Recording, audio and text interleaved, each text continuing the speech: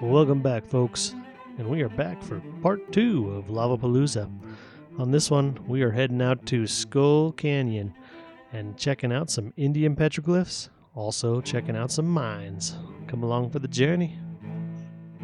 Similar to our last adventure, this journey does start off through some residential areas, so if you do take this journey, go ahead and take a little care through the private property. Once you get to the canyon zone, you'll probably just want to go slow anyways, because there's a lot of cool things to see.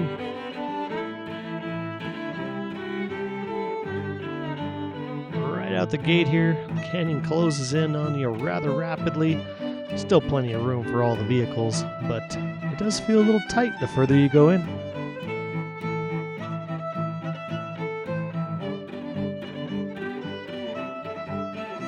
At the beginning of the trail, we did stop real quick so some folks could air down, take a quick look at all the crew that's coming with us today, and right back on the road.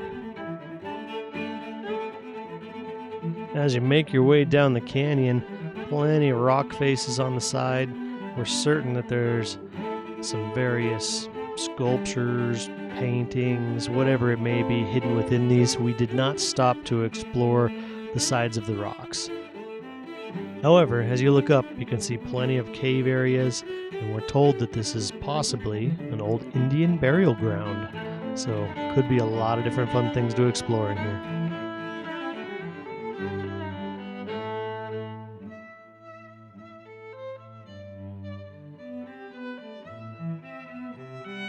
There's also this section a little ways up that's fenced off. I'm guessing there's some cool stuff in there as well, but we did not have time to stop. Out of the canyons now, we're starting to climb to the sides of the hills and check out a few of these mines along the way, so we'll capture a few of the views and give some folks some things to look at as we climb.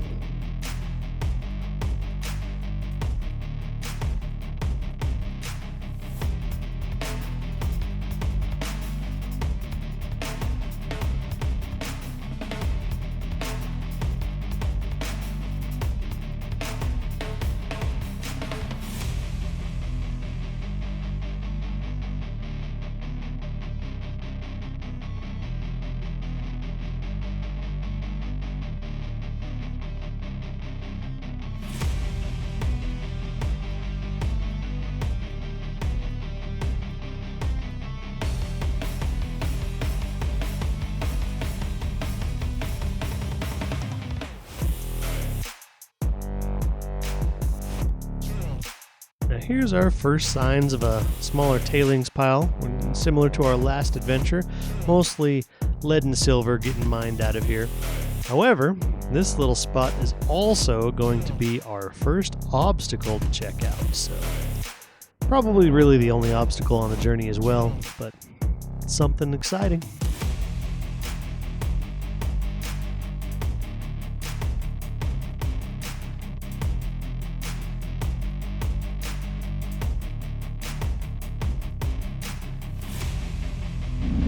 Now at first glance, this corner may not seem like much, but a 90-degree turn on a straight down gets your heart pumping just a little bit.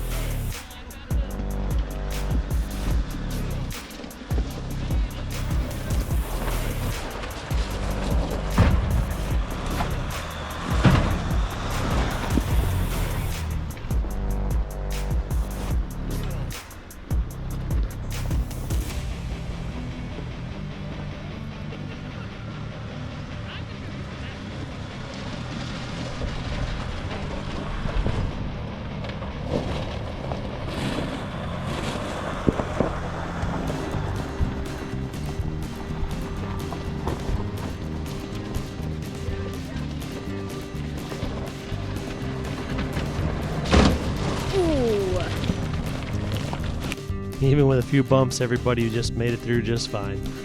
Anyhow, this is one of the first actual walkable mines that we found. So a little further up the road, but pretty cool little journey in through this mine.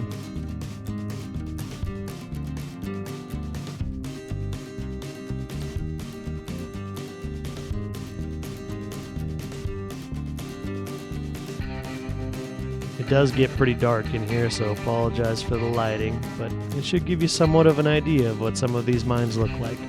Some of these were multi-tier, multi-layer mines and connected to other mines, so lots of different tunnels to explore.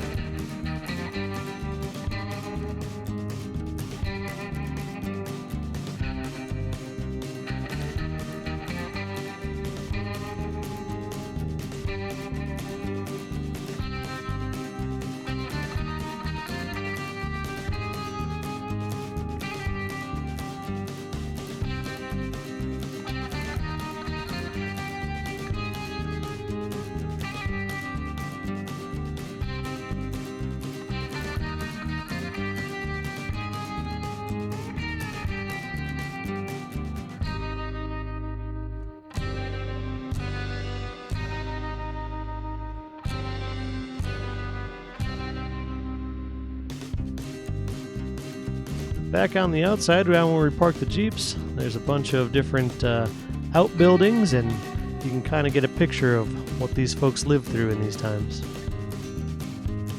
You can just imagine living up here through the hot summers with this root cellar down here, or even the cold winters, and just seeing how life was.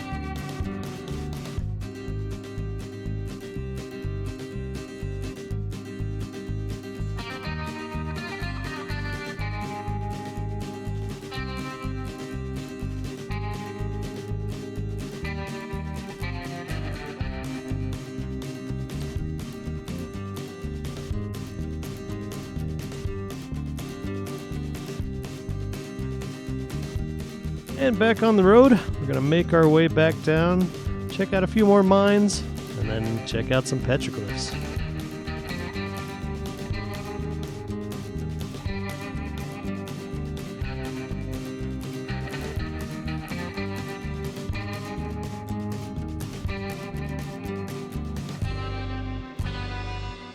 This was the next little mining area. It was a well more constructed type of a structure. However, it also did not go quite as deep. So we're not certain if they ran out of money or they just didn't find anything in here. And the moment most have been waiting for, here are some of the Indian petroglyphs. Preserved for countless years and actually really cool to look at.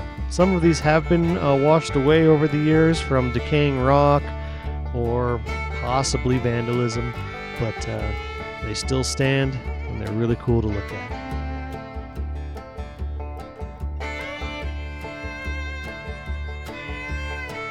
Also down underneath in these dwellings, it's a lot cooler. It was about 90 plus degrees. Down in here, probably looking 65, 70, and that probably holds that temperature the majority of the year. So really cool little area.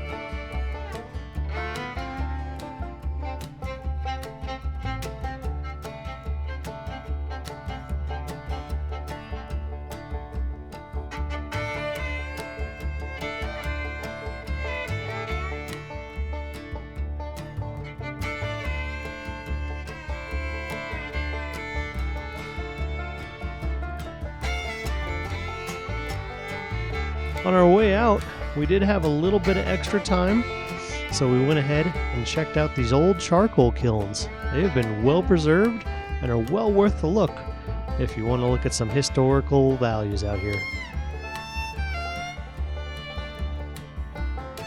We'll scan through a bit of the notes here. If anybody'd like to read these, feel free to pause and read through the historical notes.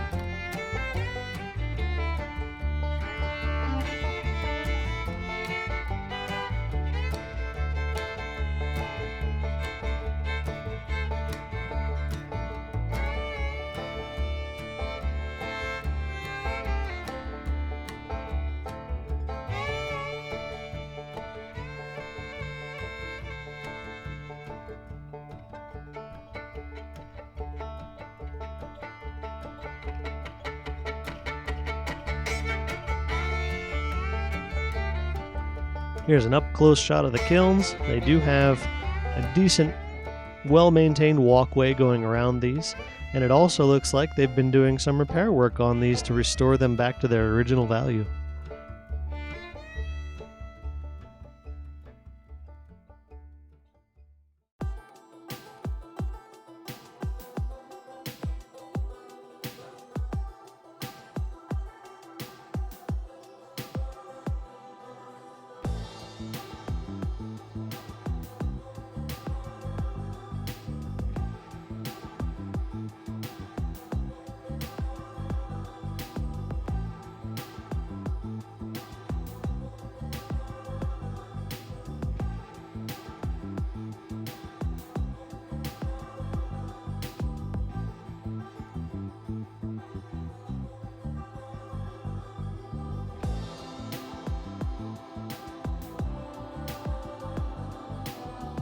Well, a big thank you to the Snake River Off-Road Group.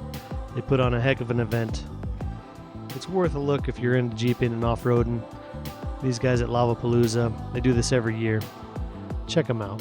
I don't know when we'll be able to run again. We have some new items coming up in the future, but that'll be for the next video. Thanks for watching.